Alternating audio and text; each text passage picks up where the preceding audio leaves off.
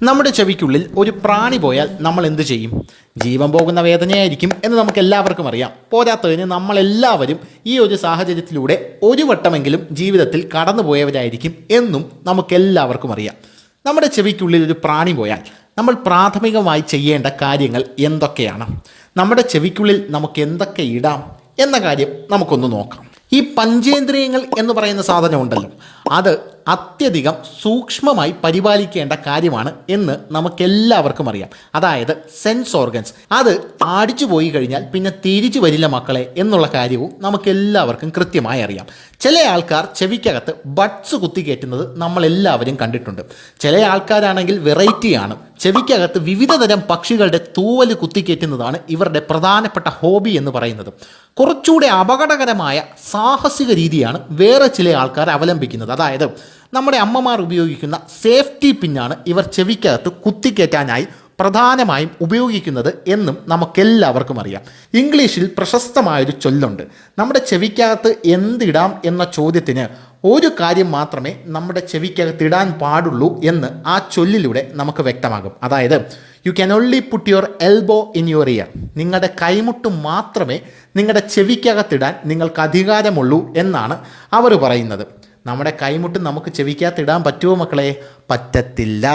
അതിൻ്റെ അർത്ഥം ചെവിക്കകത്ത് ഒന്നും കുത്തിക്കയറ്റാൻ പാടില്ല എന്ന് തന്നെയാണ്. പ്രധാനമായും 3 പ്രാഥമിക ശുശ്രൂഷകളാണ് ചെവിക്കുള്ളിൽ പ്രാണിയോ മറ്റോ പോയി കഴിഞ്ഞാൽ വീട്ടിലിരുന്ന് തന്നെ ചെയ്യാൻ പറ്റുന്നതായി വിദഗ്ധർ ചൂണ്ടിക്കാട്ടുന്നത്. നമുക്ക് ഓരോന്നായിട്ട് നോക്കാം.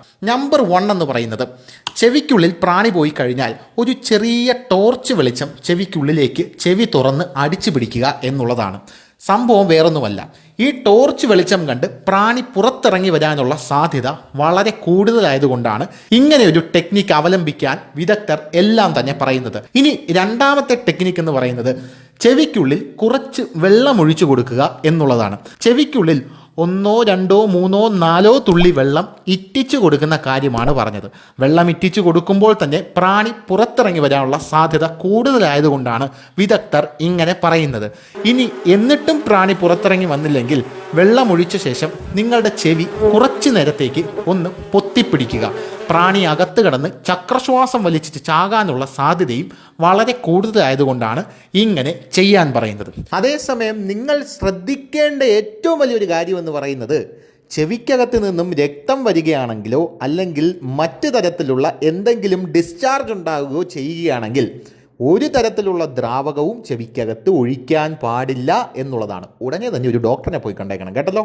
ഇനി മൂന്നാമത്തെ ടെക്നിക്ക് എന്ന് പറയുന്നത്, ചെവിക്കുള്ളിൽ 1, 2 തുള്ളി വെളിച്ചെണ്ണ ഒഴിച്ചു കൊടുക്കുക എന്നുള്ളതാണ്.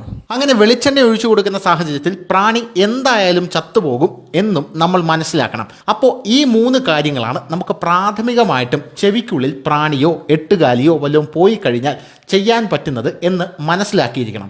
പിന്നെ നമ്മുടെ യുക്തിയും ബുദ്ധിയും അനുസരിച്ച് വേണം ഇതൊക്കെ ചെയ്യാൻ എന്നുള്ളൊരു കാര്യവും നമ്മൾ പ്രധാനമായിട്ടും അറിഞ്ഞിരിക്കണം. ഈ വീഡിയോ നിങ്ങൾക്ക് ഇഷ്ടമായെങ്കിൽ ഒരു കുഞ്ഞ് കമൻറ്റും ഒരു കുഞ്ഞ് ഷെയറും ഒരു കുഞ്ഞ് ലൈക്കും തന്ന് സഹായിക്കണമേ എന്ന് വിനീതമായി അഭ്യർത്ഥിക്കുന്നു.